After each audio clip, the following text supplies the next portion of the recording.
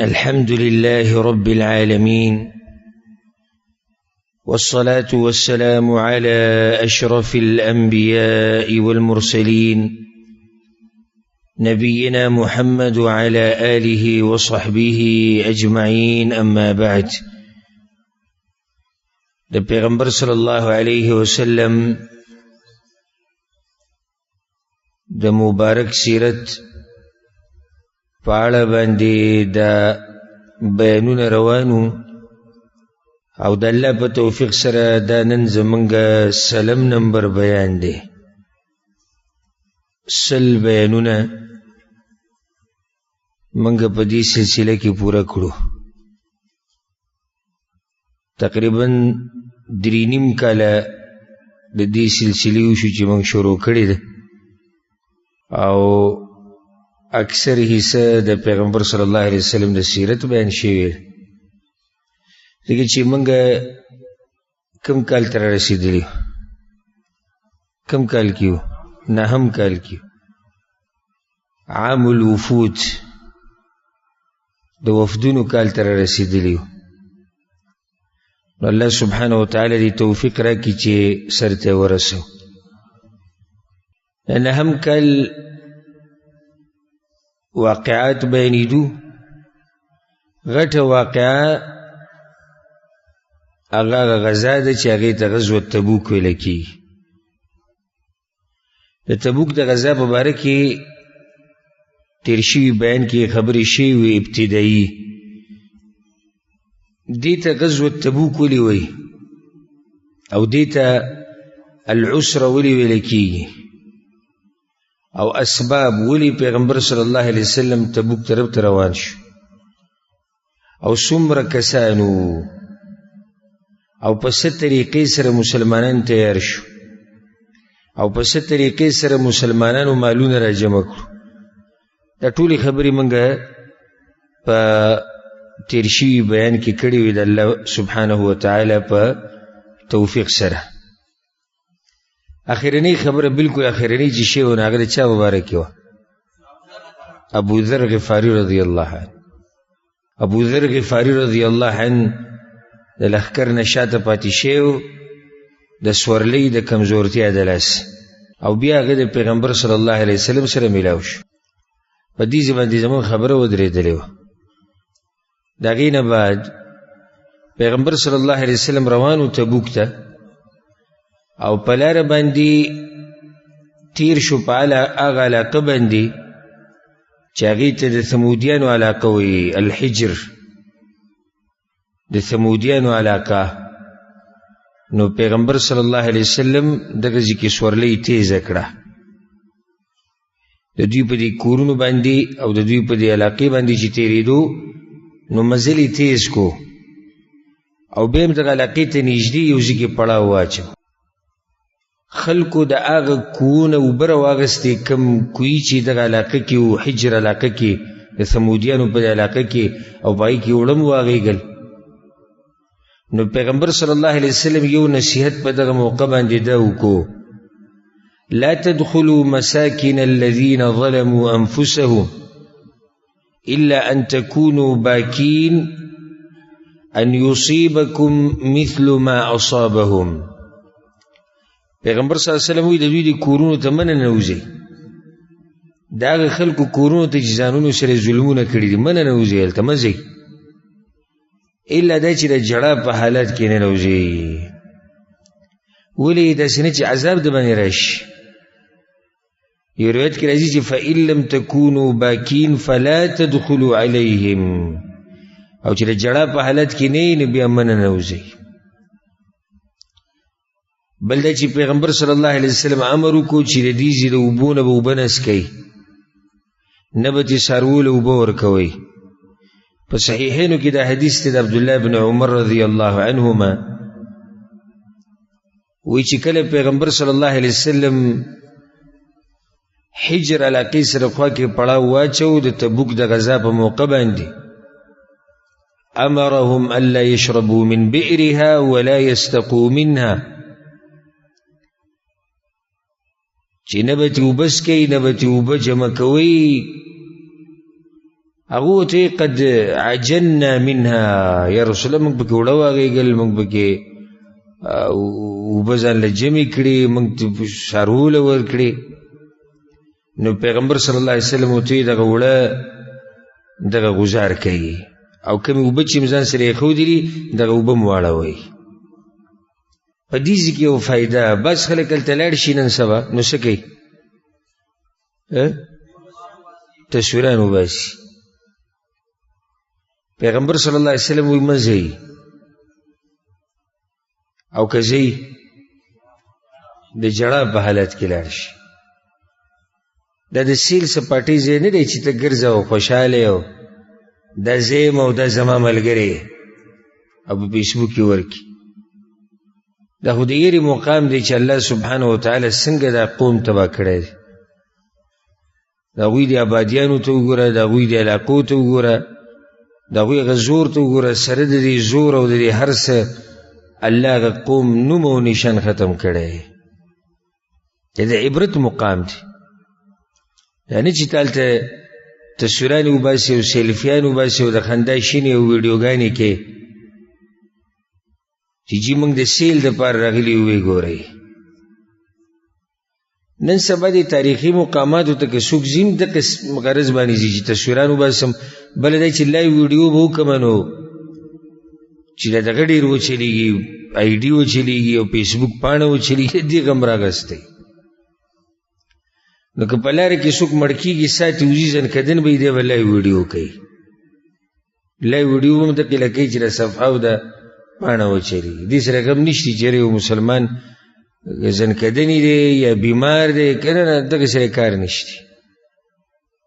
نو الله دې رحم وکړي دا یو ناشنا فتنه راوتی دا موبایل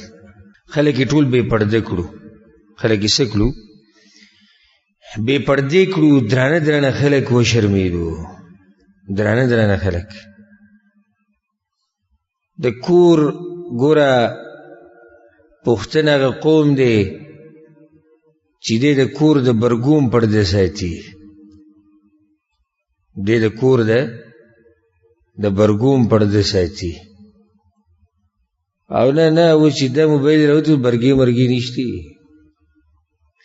هر سنه دله تصویران وباسي او نشر کوي هر سنه صرف دقیق لږ هم بعضو پکې کړي دي خو اکثر پښتانه نه چې صرف دا ښځې پاتې دي یعنې پنجابیان او دا قومونه دوی کې خو اکثر پکې د ښځو هم تصویران وباسي پښتنو کې هم شوي دي کوم چې داسې بهر ملکونو کې اوسېږي او داسې روشن خیال چې ورته وایي هغوی کوي خو اکثر لا په دغه لار نه دي ورغلي او که دا حالات نو وربه شي پې دغه چې ورو ورو حیا غیرت ختمېږي که نه یو سړی لګیا د هر څه تصویر یې ورکړو دا چې ډوډۍ ته ناست دا چې پروګرام دی دا چې ټیکه ده دا مې پلار دی دا رور دا رواره دا خوری دا خورزه او لګیا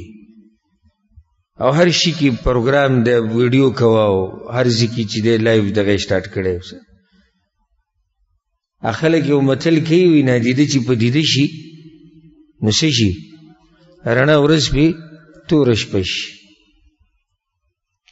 دې جوالونو سره موږ نه عادت دا نور قومونه په نسبت زموږ دي ورسره لا بیا هم څه نه عادت وو زموږ هغه ورسره نه عادت او دا شیطاني شی دی نو هر ځای ته دله د رسېد غره په څوکه باندې اوس 4G چلیږي او 3G چلیږي او لا صبر وکړه 5G راووتو انټرنیټ د ښه تیزی بجلي به نه وي په علاقه کې خو څه به وي نیټ به وي نیټ تارونه پکې چلیدلي ولې ځکه چې دا یو شیطاني شی دی چې راشه د خلکو هغه دینداري او حیا او هغه عزت هر څه دغه شي نو د دې په استعمال کې ډېر احتیاط کوئ احتیاط او احتیاط او دا فایده خوراکونو له تصویران مه وباسئ ګورئ ته چې خوراک له تصویران وباسي دې شکر دې ادا کړی قیامت پر ورځ به دې تپوس کېږي نو بیا له ته تصویر وباسي او بیا یې نشر کړي ذمهواري دې خپله ښه ډېره کړه او بیا د غریبانان خلک چې کوم دوی که هغه یې ویني د چا اوس نه کي هغه یې ویني تا ته چا ویلي چې د تصویران نشر کوه الله دې زموږ په حال باندې رحم وکړي. دغه ټیم کې پیغمبر صلی الله علیه وسلم یو نصیحت دا وکړو چې دغه اوړه کم چې تاسو هغېږلي دغه اوبو کې او دغه اوبو د هر څه لرې کوي او دغه اوړه که ورکوي نو اوښانو لی ورکوي. پیغمبر صلی الله علیه وسلم دغه ټیم کې خطبه مو وکړه. امام احمد بن حنبل رحمه الله دا روایت راوړی. جابر بن عبدالله وی لما مر النبي صلی الله علیه وسلم بالحجر، پیغمبر صلی الله علیه وسلم چې په دغه علاقه باندې تیر شو نو هلته خطبه وکړه او دی وی لا تسألوا الآیات،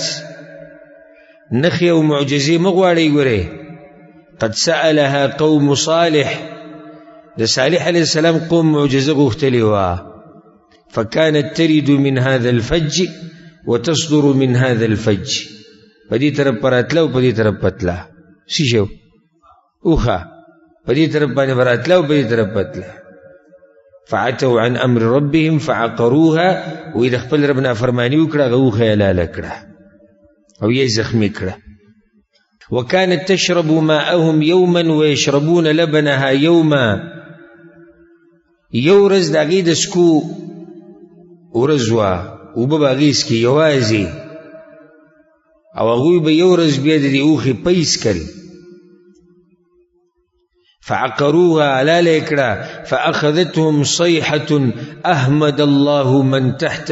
أديم السماء منهم، الله داسې چغه راوسته،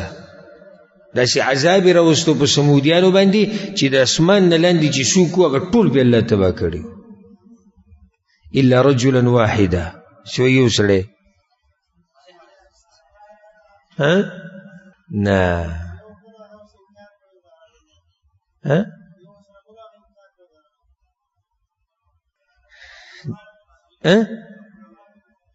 ابو رغال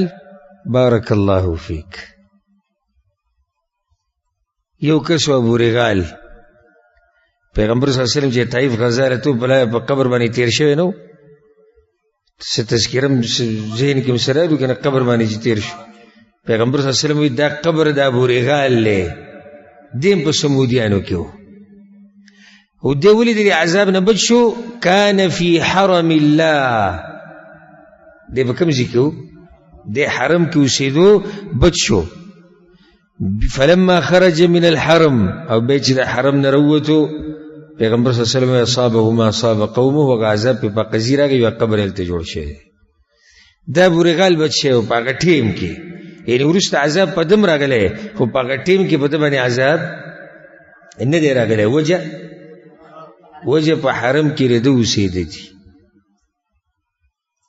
نو سبحان الله پیغمبر صلی الله علیه وسلم ناشنا خطبه دغه ټیم کې وکړه. یو روایت کې داسې راځي د ابو کبشه الانماري رضی الله عنه روایت دی،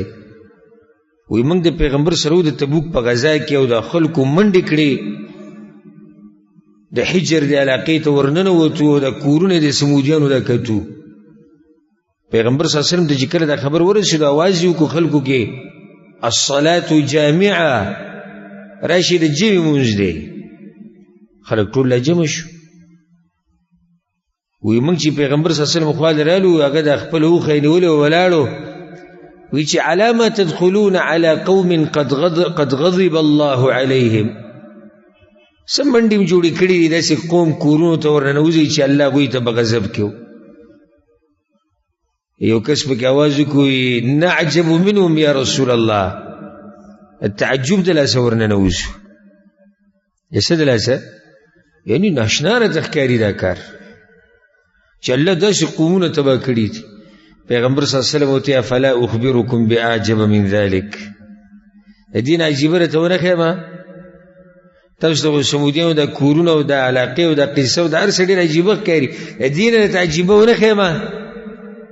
رجل من انفسکم، یو سړی دی په تاسو کې راغلی دی، یخبرکم بما کان قبلکم وبما هو کائن بعدکم، خبر دله درکوي د زوړ وخت او د روان وخت خبر دله هم درکوي. څوک دی؟ پیغمبر صلی الله علیه وسلم دی. د هغې لارې مضبوطه راونیسئ، دا ډېره عجیبه ده. فاستقیموا وسددوا، نیغ روان شي. نیغ دا ډېر عجیبه ده چې الله پیغمبر را لېږلی، تا ته لګیا دي نصیحتونه کوي، الله ورته د تېر شوي قومونو قصې کړي، تا ته یې بیانوي، الله ورته د راتلونکي حالاتو خبر ورکړی، تا ته یې بیانوي. دا ډېره تعجب خبره ده پیغمبر صلی الله علیه وسلم. پیغمبر صلی الله علیه وسلم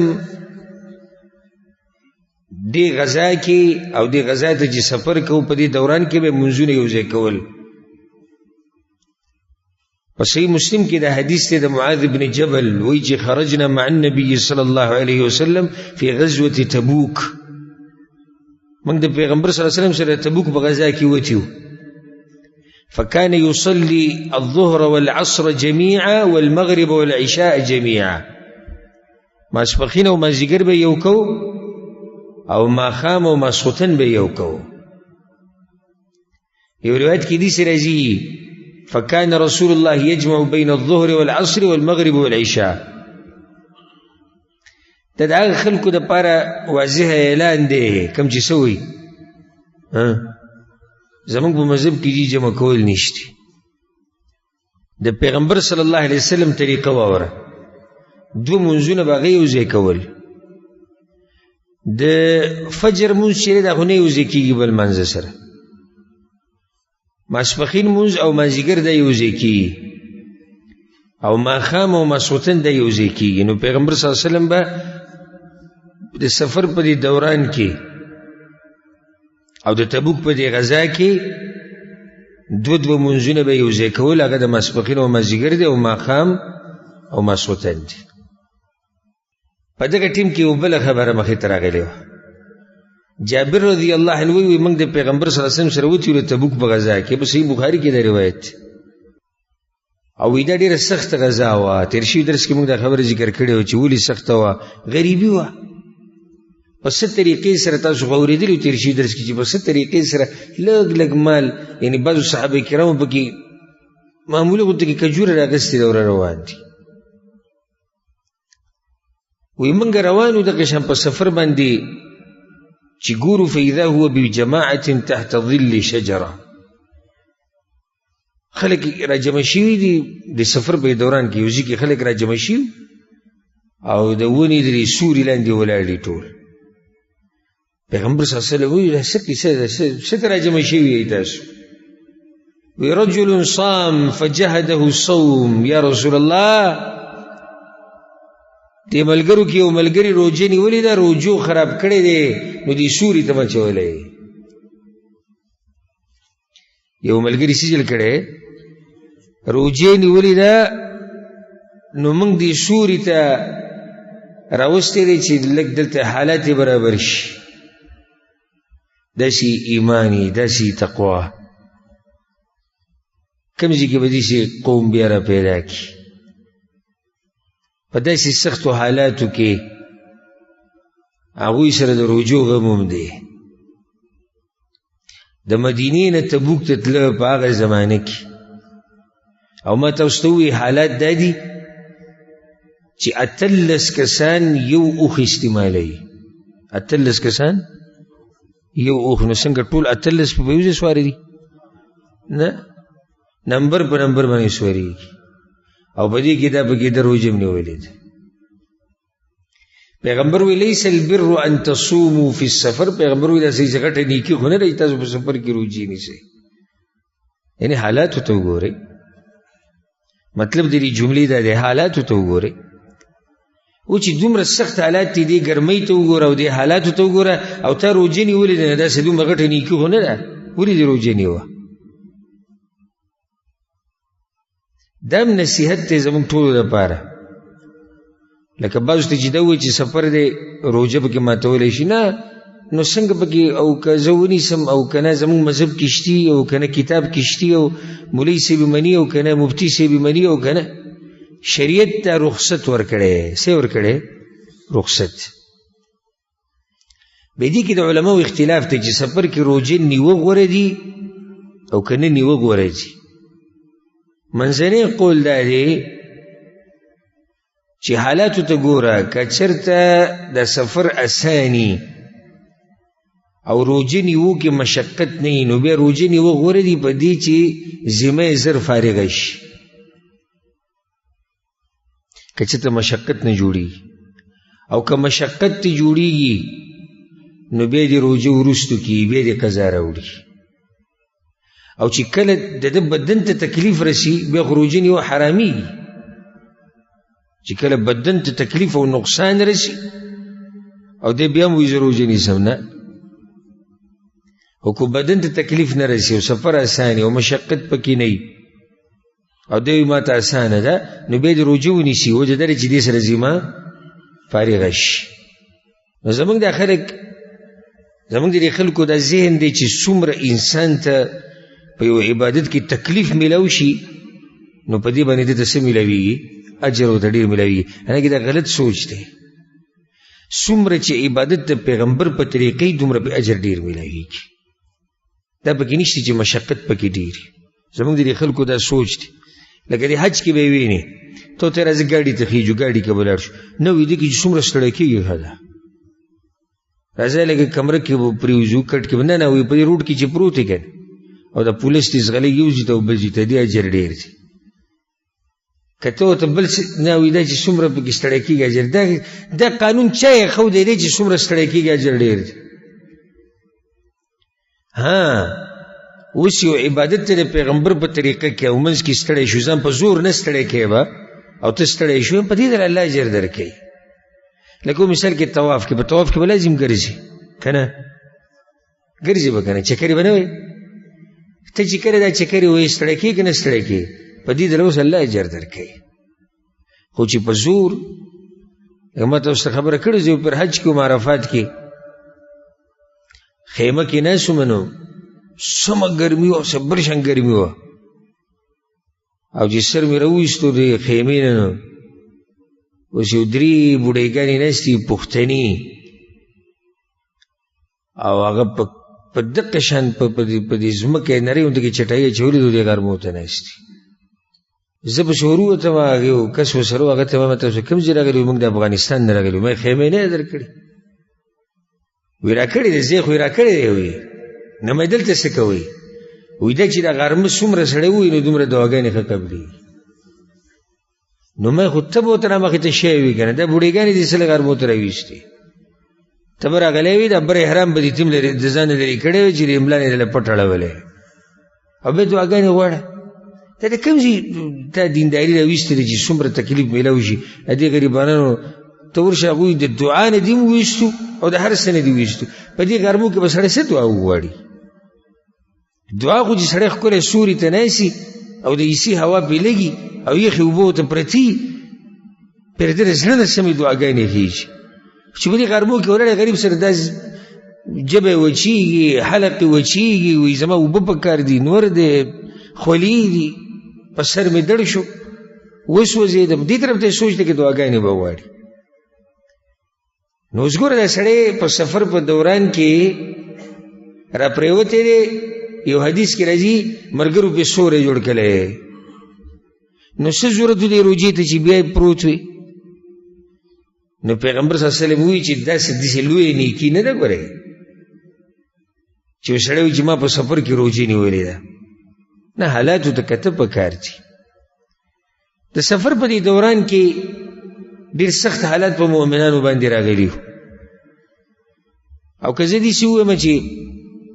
قرباني یو به څه ذکر کوو هسې که دې ټول سیرت له داسې نوم ورکو د قربانو داستان نو صحیح به نه دې ټول سیرت له چې موږ دا نوم ورکو چې د پیغمبر د قربانۍ داستان د صحابه کرامو د قربانو داستان هر ځای کې دوی قرباني ده. راوتو چې د مدینې نه څومره سخته وه په څه طریقې سره مدینې نه راووتو هغه تاسو واورېد. بیا په لاره باندې د اوبو کمی راغی او داسې کمی راغی داسې کمی چې اوښان پکې بعضو پکې اوښان حلال کړو نو د هغوی په خېټو کې چې کمې اوبه وي هغه یې وس کړي داسې تنده راغلې وه. هسې دې صحابه کرامو ته اوچت مقام ګوره نه دی میلاو شوی چې الله وی رضی الله عنهم ورضوا عنه خو دوی موسې چل کړی دی که نه حدیث کې راځي عمر بن خطاب ته وویلی شو وی حدثنا عن شأن العسره د هغه غذا په باره کې راته څه خبره وکړه دغه عسره چې ورته وایي هغه ورته ووی هغه وی ناشنا قیصه وه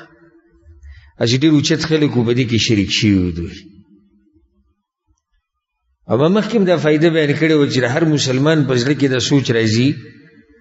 چې زه د صحابه کرامو په دور کې وی ستاسو زړه کې راځي که نه راځي هر یو زړه کې دا خبره تیری چې صحابه کرامو دور کې وی خو دا کېدی نه شوه ولې نه شوه کېدی ځکه چې الله دا ټوله دنیا چاڼ کړې ده نو د دې صحابه کرامو نو ته غوره نه دي میلاو شوي دوی د پیغمبر ملګري کړي دي الله دا ټوله دنیا چاڼ کړې ده د صحابه کرامو نو ته غوره نه دي میلاو شوي پیغمبرانو نه بعد نو هغې د دې پیغمبر ملګري کړي دي ما ورته هغه مرتبې ته نه رسو ما ورته خپل 15 وخته مونځ برابر نشو کولی ما ورته معمولي عبادت د الله نشو کولی ما ورته درس نشو کولی ما ورته دین نشو زده کولی ته به د صحابه کرامو سره او په دغه دور کې او په داسې وخت کې چې دومره سخت دی راشي چې سړی وخلالی و هغې کې دننه چې کوم اوبه دي هغه څکي دا معمولي سخت دی نو عمر بن خطاب رضی الله عنه ته چا ووی وی ته موږ ته قیسه وکړه دا څه قیسه وه هغه وی خرجنا الى تبوک فی قیض شدید ډېره سخته ګرمي وه وی په یو ځای کې موږ پړاو واچو او داسې تږي شوي وو وی زموږ دا ګمان و چې زموږ دا سټونه به وشلېږي موږ به مړه شو د تندې د لاسه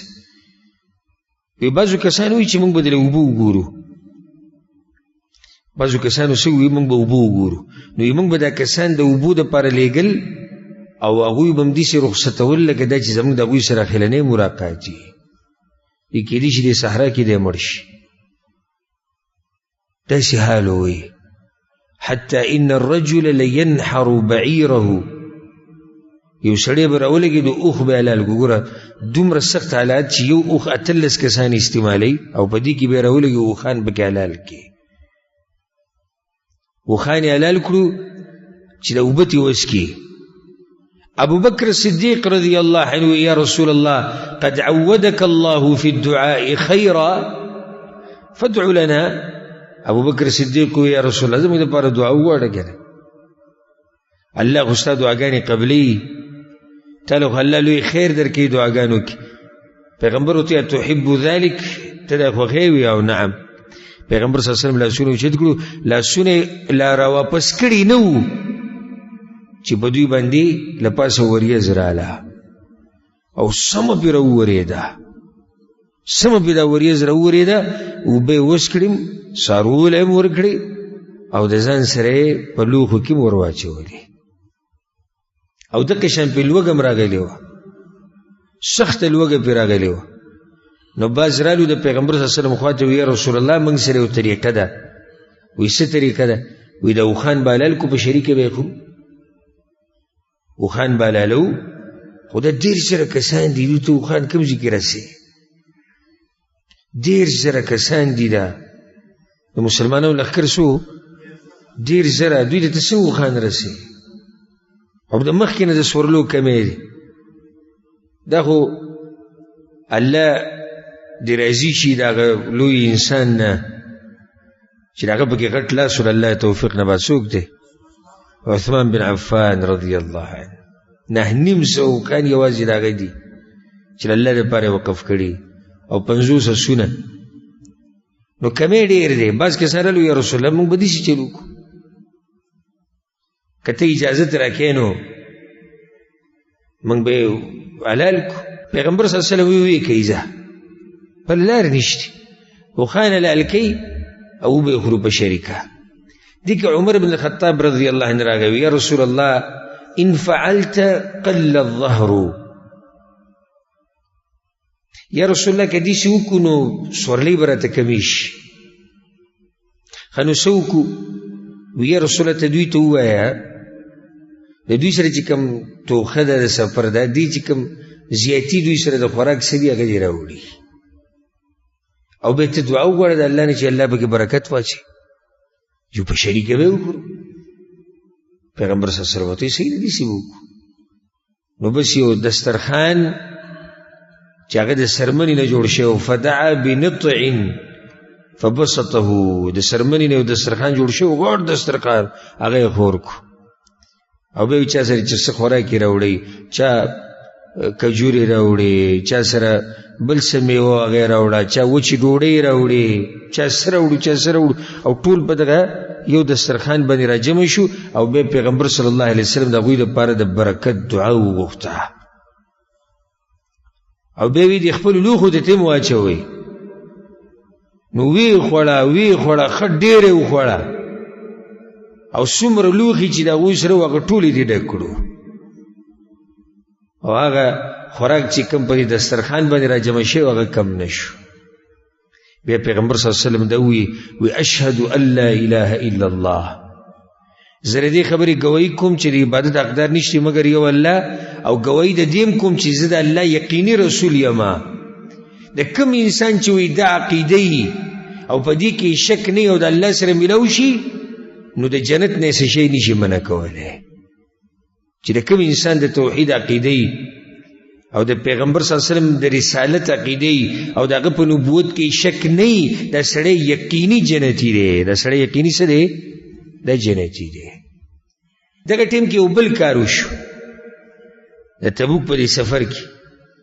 پیغمبر صلی الله علیه وسلم په سفر باندې روانو په بعضو ځایونو کې د پیغمبر صلی الله علیه وسلم اوښه چې دغه ورکه شوه نو زید ابن اللصیط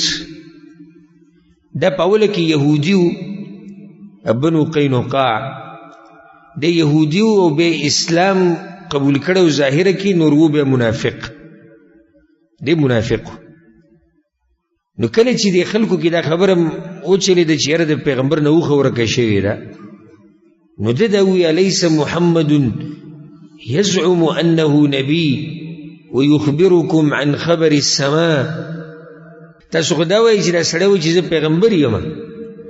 او دی خو د اسمان خبر تاسو ته بیانوي وهو لا يدري اين ناقته او دته د خپل اوښې هم پته نشي چې اوښه کوم ځای کې ده نو صحابه کرام دغه سره په دې خبره باندې وران شو بعض وته قاتلک الله تباشي نافقت ته منافقي ولما خرجت وهذا في نفسك تزمن سره ولې راوتی دی غزا لپاره او ستا په زړه کې پیغمبر ته دا خبرې پرتی دي نو هغه واضح وی خرجت لاصيب عرضا من الدنيا زه خو دې لپاره راوتی یم که دې غزا کې څه غنیمتونه میلاو شي نو چې زه پکې هم برخه والم زه خو دې لپاره راوتی یم او دوی د صحابه کرامو سره د خبرې ښه ورانې شوې د زید بن اللصیط د عماره ابن حزم رضی الله عنه په خیمه کې او د هغې سره چې کوم ځای و په هغې کې د سره و نو پیغمبر صلی الله علیه وسلم دا خبره کوله او د عماره ورسره ناست د چا په خیمه کې چې دغه منافق و دغه عماره د پیغمبر صلی الله علیه وسلم سره خوا کې ناست نو پیغمبر وی یو کس دا خبره کړې ده چې دا محمد صلی الله علیه وسلم خدا ګمان کوي او دا دعوه کوي چې زه پیغمبر یم او دی وی چې زه د اسمان خبرونه راوړم او دته دا پته نشته چې د اوښه کوم ځای کې ده وانی والله او زما دی په الله قسمی ما اعلم الا ما علمني الله او ما ته ګوره د یو شي پته نه وي دا چې الا دا چې الله یې راته وښایي ګوره ښه واضح دلیل دی چې پیغمبر سره علم الغیب نشته وی ما ته خو د هغه څه پته لګي چې الله یې راته وښایي چې الله راته نه ښودی خو ما ته پته نه وي وقد دلني الله علیها الله ما ته هغه وښه ښوولې ده هغه په دې دره کې ده په دې وادۍ کې ده د کومو کې چې تاسو یې داسې داسې ځای دی او د هغې هغه پړی هغه یې ونې تنخترې لاړ شئ وګورئ هغه ونې سره به ولاړئ صحابه کرام چې کله ورلو هغه اوښه مکه ځي کې ولاړه څنګه چې پیغمبر صلی الله علیه وسلم وی بیا عمر راغی خپل ځای ته واپس راغی د پیغمبر صلی الله علیه وسلم د خوانه او ډېر تعجب وکړو چې وګوره پیغمبر صلی الله علیه وسلم ته دا خبر ورسېدو د زید بن اللسید خو الله ته ورسو کنه هغه ټیم کې خو پیغمبر نو او به وی ما ته څه پته و چې دا منافق ما سره یو ځای دی اخرج عدو الله من رحلي ای د الله دشمنه وځه زما د دې ځای نه وي فلا تصحبني ما سره ملګرتیا نه کړي او منافق یې وایستو د خپل ځای نه مسلمانان په دغه سفر کې په یو کور باندې تیر شیو او یو حدیث کې راځي امام ابو داود رحم الله راوړی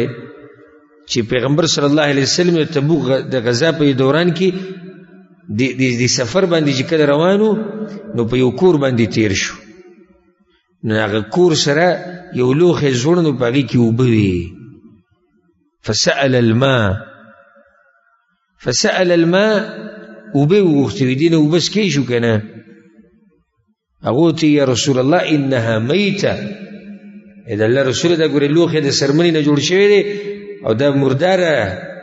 پیغمبر صلی الله علیه وسلم ورته دباغوها طهورها دا څرمنې چې وچې کړی شي او رنګ کړی شي نو دا د دې پاکوالی دی یو روایت کې راځي چې پیغمبر صلی الله علیه وسلم ښځې ته وي د دې یو زنانه کورو الیس قد دبغتها ته دې رنګ نه دی ورکړی او دا څرمن دې وچه کړې نه ده ولې نه پیغمبر صلی الله علیه وسلم فإن دباغها زکاتها دغه صفایي ده که نه یو څرمن چې وچه کړی شي او رنګ کړی شي نو دا څه ده دا بیا صفا ده دې نه دا واضح شو چې د مشرکانو لوښي استعمالول جایز دي الا دا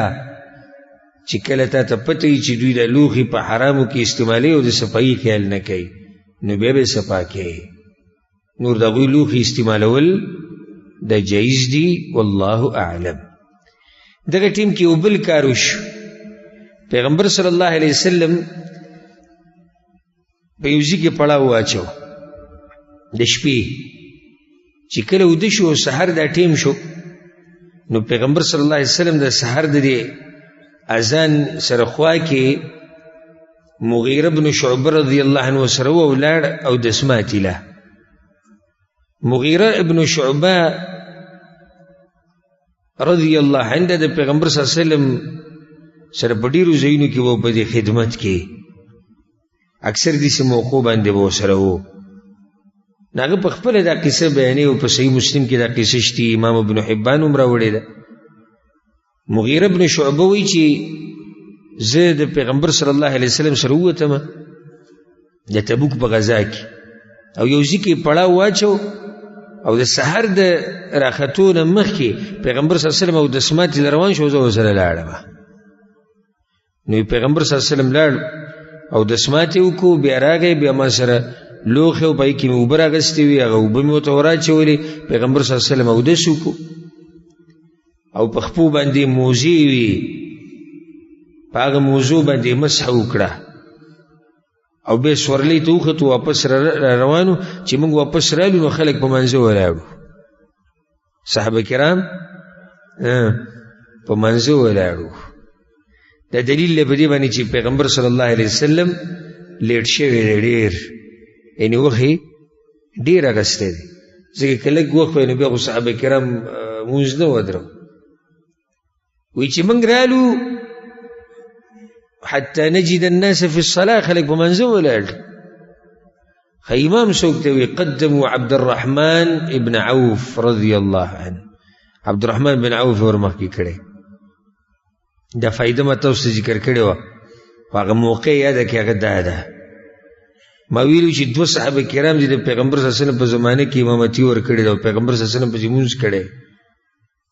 یو ابوبکر صدیق دی او دویم عبدالرحمن بن عوف دی ابوبکر صدیق رضی الله عنه خو واضح دی عبدالرحمن بن عوف رضی الله عنه هغه داسې و عبدالرحمن بن عوف ورمخکې کړی دی او قد رکع بهم رکع من صلاة الفجر یو رکعت هغه ختم کړی یعنی موږ چې ورلو خلک شوم رکعت کې دي دویم رکعت کې دي پیغمبر صلی الله علیه وسلم مسلمانانو سره قشن صف کې ودرېدو داسې عجزه انسان او داسې اوچت خوی والا انسان یو سړی دی سید الاولین والآخرین یو سړی دی د آدم علیه السلام د بچو سرداری او هغه دی په صف کې ودرېږي شاته د مسلمانانو سره نو پیغمبر صلی الله علیه وسلم ودرېد عبدالرحمن بن عوف شاته او هغه د دویم رکعت پوره کو بیا عبدالرحمن سلام وګرځو او پیغمبر صلی الله علیه وسلم پاسېدو او خپل لمونځ یې پوره کو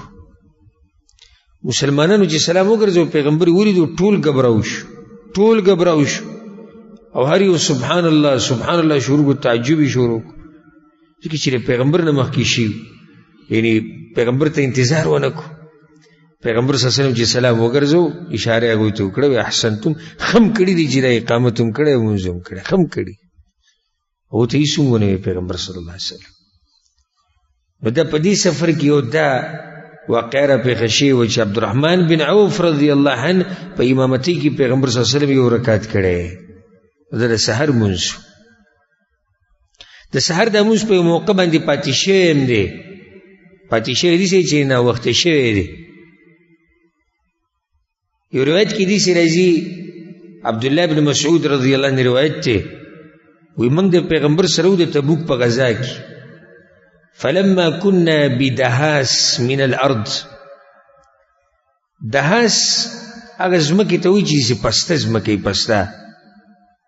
وی موږ روانو سفر م کوو په پسته ځمکه باندې تیر شو مزیداره ځمکه وه وی پیغمبر وایي چې من یکلؤنا اللیله دا شپه به زموږ څوک چوکیداري کوي خوب ورغلی و ملګري ستړي شوي نو بلال رضی الله عنه وی انا یا رسول الله زه به یې کوم پیغمبر صلی الله علیه وسلم ورته ویل تنام ویده به شي نه نه ویده کېده به پیغمبر ته پته و چې ستړی شوی دی وی زه به چوکیداري کوم تاسو ویده شي حاجي ټول ویده شو هغه هم ویده شو نو پیغمبر صلی الله علیه وسلم راپاڅېد او نور راختلی و بلال رضی الله عنه هم ویده پاتې شو او پیغمبر صلی الله علیه وسلم هم ویده پاتې شو قصه د ابو قتاده رضی الله عنه هغه هم د قصه بیانوي امام مسلم رحمه الله راوړي د هغه لږې تفصیلي د هغې کې داسې دي ابو قتاده رضی الله عنه وایي موږ د پیغمبر سره په سفر کې همدغه سفر یادې دی تبوک ده نو موږ ته په لاره باندې پیغمبر دا خبره وکړه چې دا شپه به موږ سفر کوو او سبا به موږ اوبو ته رسو وتأتون الماء ان شاء الله غدا سبا به اوبو له ورسو بس موږ روانو پیغمبر صلی الله علیه وسلم په سورلۍ باندې سور ابو قتاده رضی الله عنه وایي حتى بهار الليل ابهار الليل معنی دا چې کله شپه نیمه شوه یعنی نیمه شپه شو د دوی سفر روان دی څومره سختي تېرې کړې دین دپاره څومره سختي چې نیمه شپه په سړي باندې تېرې شو دی بیا هم په سفر کې روان دي نو پیغمبر صلی الله علیه وسلم په سورلۍ باندې روان دی وایي زه ورسره وم فنعس رسول الله صلی الله علیه وسلم وایي جټکۍ وواله وی جټکې ولا خوب ولا ورغلی فمال عن راحلته د خپلې سورلۍ نه داسې راکوږ شو خوب ولا ورغلی داسې د دین دپاره سختې تېرې کړې شوي دي ځکه خو د هغه صحابه کرامو سره دین قدر وکړ موږ ته خو میراث کې پاتې شوی وي چې پلار مې مسلمان او نیکه وي زما کلمه وي او بس الله بخلی دی چې څه په زړه کې رالو هغه به کوي دین دپاره بس سخت نه تیرو خو یا الله جنت الفردوس کې اعلی مقام مال راک نور دین دپاره نه مال لګو نه وخت لګو نه عقل لګو نه بدن لګو نه بچی قربانو نه نور څه خو بس هر څه چې دي خو یا الله ما وبخه وچ په وچ مې ووهه او یو دا قوم دی ته صرف صحابه کرام خو پرېږدئ پیغمبر صلی الله علیه وسلم ته وګورئ څومره سختي زموږ دپاره تېرې کړي دي څومره سختي د دین دپاره تېرې کړي دي چې هغې نیمه شپې پورې په سورلۍ باندې سور دی او خوب وله ورغی او په سورلۍ روان دی او کوږ شو او چې د دې پیغمبر حدیث تا ته څوک بیان کړي او ته به یې دا ووایې چې زما په مذهب کې نشتي د دې پیغمبر تا ته موږ ووایو چې دې پیغمبر ګیره وا پرېږده او ته یې نه پرېږدې تا ته موږ ووایو چې دې پیغمبر د عبادت طریقه دا وه ته وایې دا جي دا پاکستان کې څوک نه مني او افغانستان کې څوک نه مني بیا به دا خبرې کوې څومره سخت دې پیغمبر صلی الله علیه وسلم تیره کړې ده هسې ورته الله نه دي ویلي فاصبر صبرا جمیلا پیغمبره صبر به کې خو ګورې ډېر ښایسته صبر به کې ځکه چې په تا باندې به ډېرې سختې راشي سورة المدثر اولنی آیتونه چې نازل شو یا ایها المدثر قم فانذر پاس الله پیغمبر دی پاس را دنیا ویرو او هغه چې پاسې دو خدیجې ورته وی سکې وی والله زمن النوم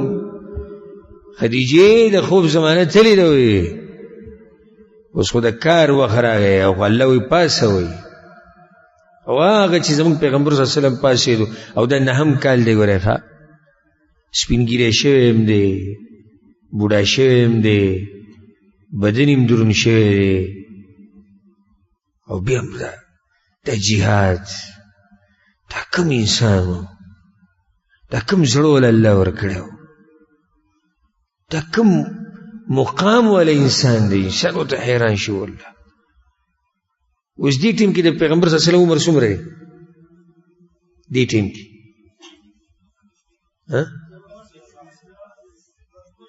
دوه شپېته د دوه شپېتو کالو سړی دومره سختي تېری یعنی په سورلۍ باندې چې سړی وده شي او دی کوږ شي ته څه خیال دی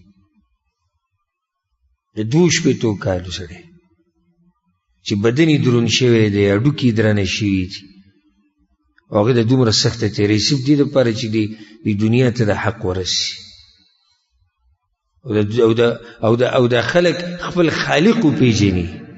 او چې دا خلک راوځي د مخلوق د بندګۍ نه د خالق د بندګۍ طرف ته د دې دپاره دا ټول محنت روان دي نو د دې پیغمبر سره ملاقات د هر مسلمان وی ارمان دی چې یو پیر موږ د دې پیغمبر صلی الله علیه وسلم د مخ مبارک ولیدی په جنت کې او د قیامت په هغه سختو کې الله اکبر انس ابن مالک رضی الله عنه یو پیر پیغمبر صلی الله علیه وسلم ته یا رسول الله ګوره قیامت پر ورځ به سفارش کوې ماله او خادمو د پیغمبر صلی الله علیه وسلم لس کاله خدمت کوي ماله به سفارش کوې آخرت کې براله کوې ایر مې نه کوي نه کوم بدل بیسه کلی شي به یا رسول الله عموما به دې کوم ځای کې 50,000 کاله ورځ ده او دا ټول خلک به ولاړ د آدم علیه السلام نه واله د آخرني انسان پورې یا رسول الله نو ګورم به دې په کوم ځای کې په کوم ځای کې به زه تا لټومه چې په دغه ورځ د یو سړي ملاقات د پیغمبر سره وشي او هغه له سفارش وکړي او د حوض کوثر نه له اوبه ورکړي الله څومره خوند به کوي چې دا انسان په خپلو سترګو موږ وینو دا چې اوس د هغه د سیرت وایو یعنې صرف په دې سیرت کې دومره خوند دی چې د هغه سره په ناسته کې څومره خوند دی صرف د هغه په باره کې موږ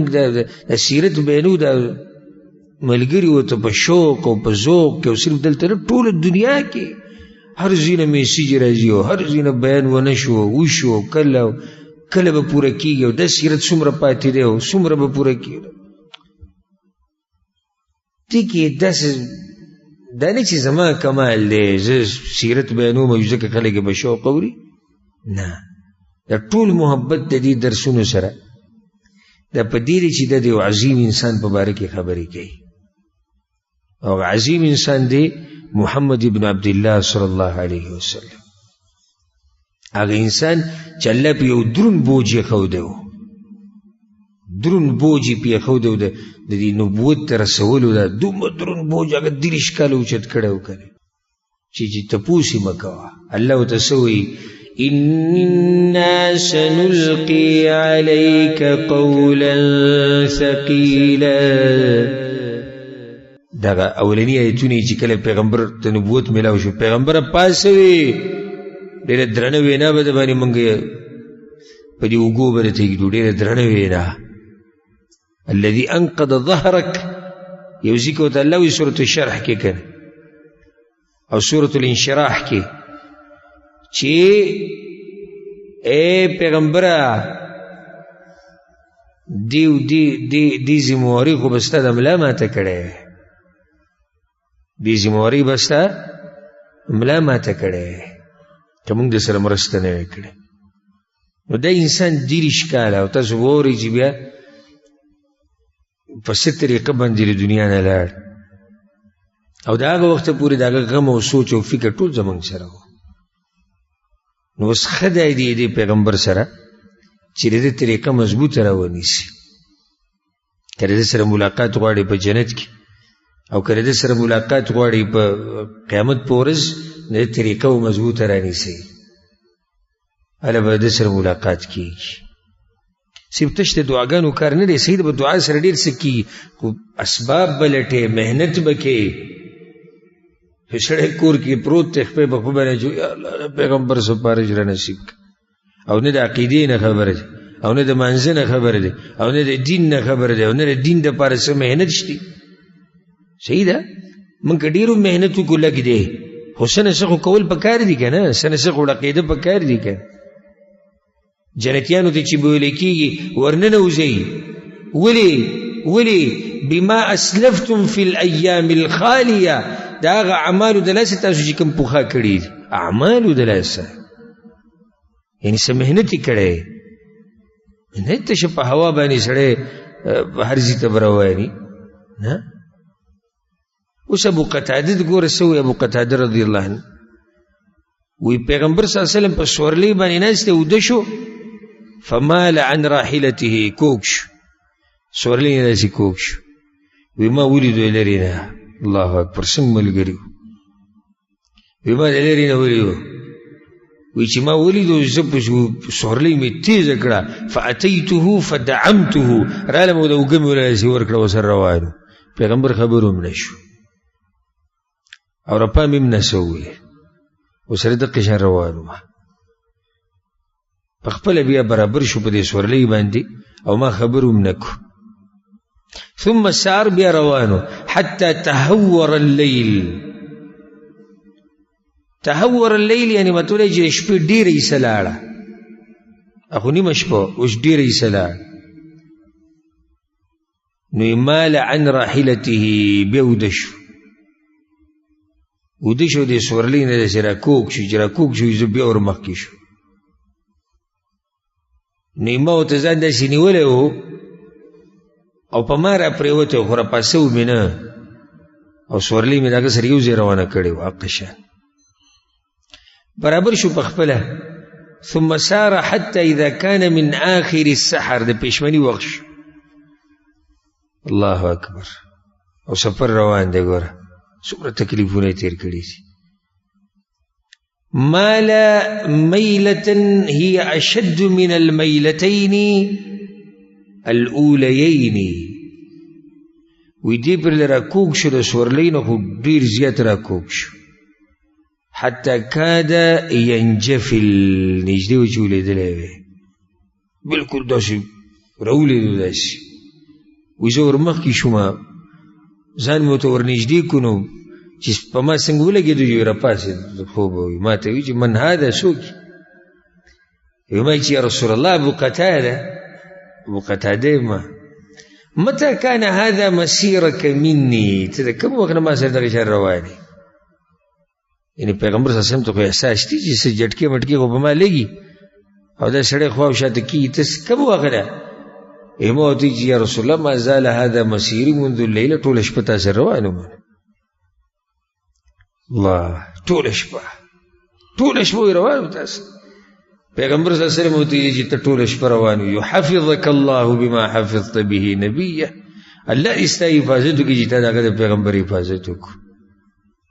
الله دې ستا حفاظت وکړي بیا وی پیغمبر صلی الله علیه وسلم یو ځای کې پړاو واچو خوب ورغلی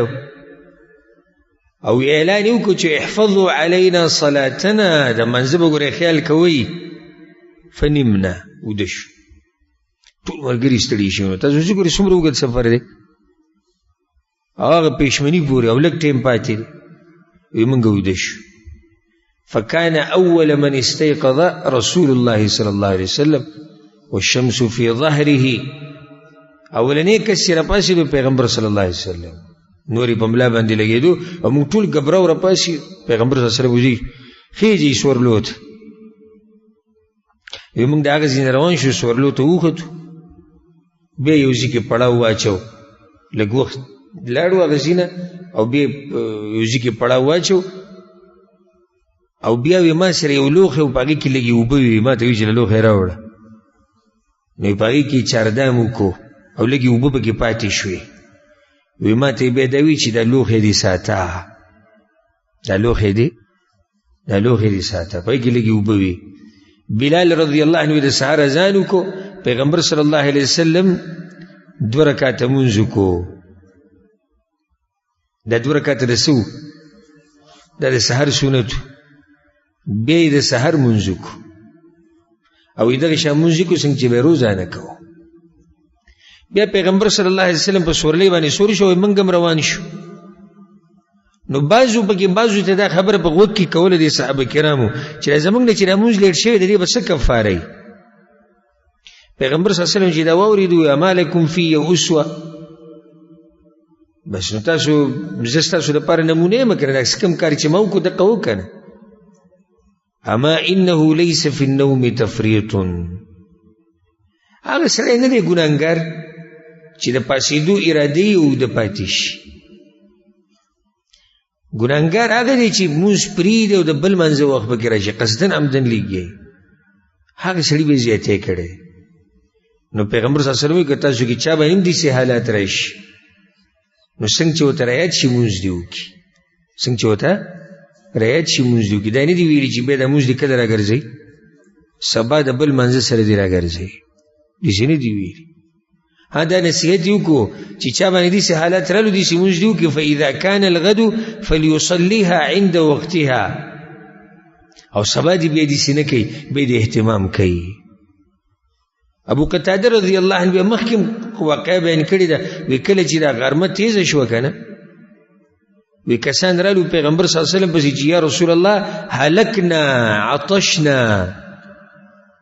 یا رسول الله هلاک شو تږي شوي سم تږي شوي. پیغمبر صلی الله علیه وسلم ورته هلاک نه شي. اطلقوا لي غمري. یو وړوکی ورته کې لوښی وی دا لوښی ماله کولاو کړي. ابو قتاده ته وی هغه لوښی دې راوړه. اته ویلي و که نه وي دا لوښی به دې ساتي. نو پیغمبر صلی الله علیه وسلم هغې ته راوبه اړولې او ابو قتاده ته وی ورکوی دی خلکو له چې څکي الله پکې برکت اچولو. هغه لږې اوبه داسې ډېرې شوې. وی ابو قتاده رضی الله عنه وی دا خلک رامات شو په دې اوبو باندې رامات شو په دې اوبو باندې او ټول وڅکي. پیغمبر صلی الله علیه وسلم وی احسنوا الملا کلکم سیروه. د خو اخلاقو نه کار واخلئ د صبر نه کار واخلئ. هر یو به وبس کوي او ښه ډېرې بس کوي. همدقې شان وشو. پیغمبر صلی الله علیه وسلم به اوبه ډکولې ورړولې هغه وبس کړي. دې اخلاقو ته ګوره. د پیغمبر صلی الله علیه وسلم دی ګورې ښه او په خپلو لاسونو لګیا دی ملګرو ته اوبه وراچوي. دا دی د خو اخلاقو والو امام. ښه اخلاق څنګه دنه به یې زده کړي. او څوک چې دې پیغمبر په نقش قدم روان هغه هم دقې شی د ملګرو خادم. د یو نیم ایسې متکبر غونته کې که مجلس کې نه ایسي که په سفر کې که خپله چې وي به داسې به او یو نیم مسلمان او دا صفت زموږ پیغمبر صلی الله علیه وسلم کې دی ګوره او بیا صحابه کرامو کې دا خدمت ماده پکې ملګرو له په سفر په دوران کې خدمت کول. کله اوبه راله کله ډوډۍ راله کله یو شي کله بل شي. ته دې غوره شي ته غوره شي ته دې غوره. ته هغه ملګری چې الله پکې خیر اچولی او دا د اوچت انسان. دا نه جوړی لکه یو نیم سړي دا سوچ دی چې دا کم سړی دی چې خدمت ته خلکو کوي د بعض د پښتنو بعضو څه ناشناونو ته کې ذهن جوړ شوی دا چې وایي دی د خلکو ته لویږي پاسېږي چمچې چلوي. زموږ وایي دا نه یې خوښ زمونږ څه خوښي برید ته وه نه د چا سره لګي او نه را سره د چا لګي.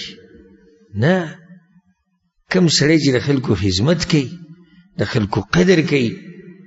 د دې سره خو الله د خلکو زړونه د طرف ته راړی، الله د خلکو زړونه د طرف ته راړی. هر ځای کې صفت کوي چې مړ شي سبا له ټول دعاګانې کوي، ټول یې یادوي. او دغه چې چا دغه چې وایي چا سره مې نه لګي او نه د چا سره خدمت کوم او نه چاله منډه وه، والله که خپل بچي یې یاد کړي، بچي ته هم کور کې تنګ شي. اوس د پیغمبر صلی الله علیه وسلم د دې نه څوک اوچت تاسو ته معلوم دی؟ اوبه ملګرو له دی ورکوي، څومره اوچت شان دی، څومره اوچت خوی دی. ملګرو له اوبه ډکولې او بیا به مخکې چا ورکولې؟ ابو قتاده. دغه دقه کار دی. وی پیغمبر صلی الله علیه وسلم به راړولې او ما به ورکولې، ما به راړولې ما به ورکولې. وی بیا پیغمبر صلی الله علیه وسلم ماته وایي چې ابو قتاده څوک پاتې دي؟ وی ما ورته یا رسول الله زه پاتې ما تاسو پاتې. وی پیغمبر صلی الله علیه وسلم راواړولې ماته وایي چې اشرب وسکه.